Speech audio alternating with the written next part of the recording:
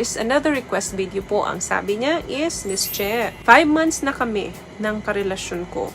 Pero gusto niya pa rin na private ang relasyon namin until now. Kami lang daw muna ang nakakaalam. Pareho na po kaming 30s ang edad. Bakit po kaya ganun siya?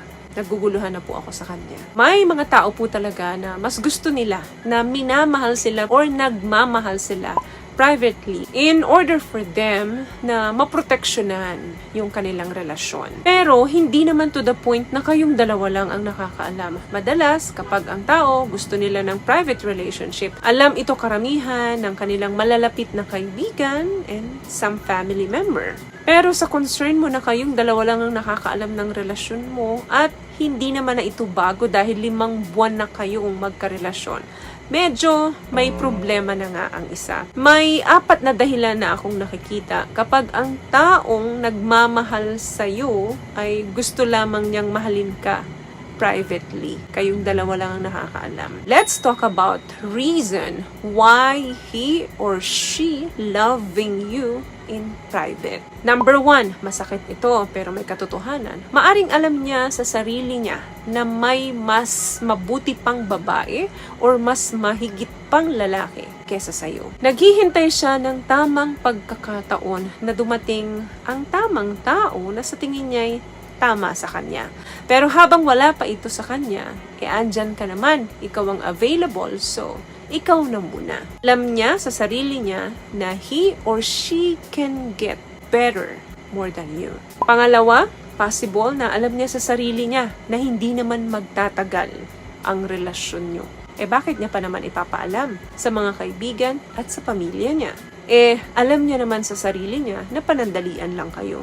Hindi nga lang niya ito masabi sa'yo at hindi niya sa'yo maparamdam na hanggang dun lang kayo. Pero inihahanda niya na ang sarili niya sa oras na dumating ang pagtatapos ng relasyon niyo, and that's the end of the story. Masakit, pero may mga tao po talagang naghahanap ng mga panandaliang relasyon. Yes, oo, ipaparamdam niya sa'yo na nag-iisa ka. Ipaparamdam niya sa'yo na mahalaga ka.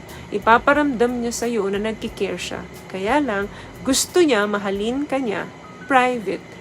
Para pag sakaling bumitaw na siya at nagtapos na ang relasyon nyo, walang ibang makakaalam kundi kayong dalawa.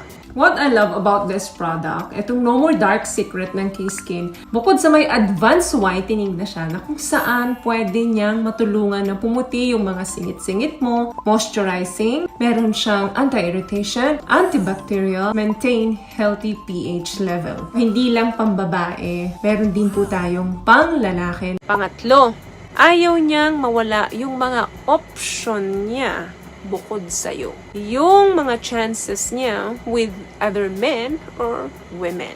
Maaring hindi lang ikaw ang nilalandi nito. Maaring hindi lang ikaw ang minamahal nito. Kaya mas gusto niyang private ka niya mahalin. Kasi kung may makakaalam pa, mabilis yung pagkakataon na mabubuko siya at malalaman mo. So, mababawasan yung mga options niya. Ayaw niya nga mangyari na mawala yung mga chances of winning niya. Kaya iniingatan niya yon. Ang tendency, mamahalin ka niya ng private.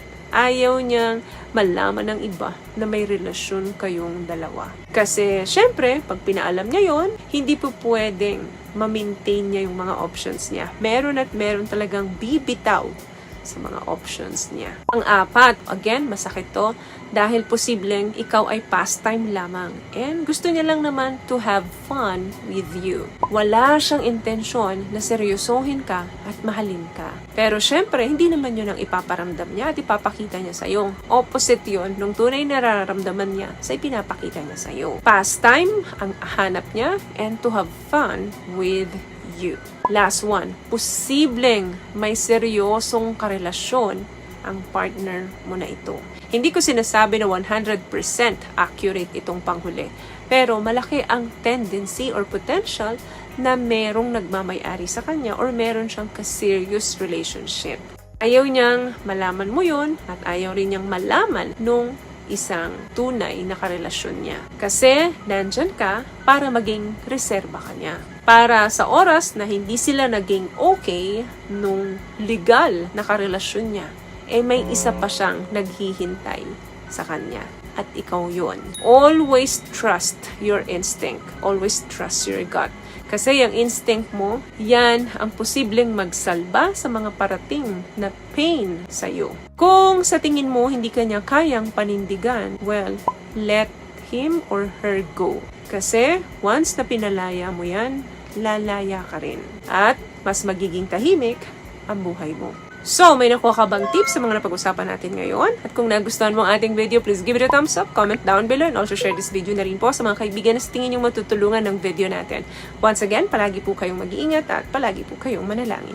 Thank you guys for watching and see you in our next one. Always love yourself and be a blessing. Bye!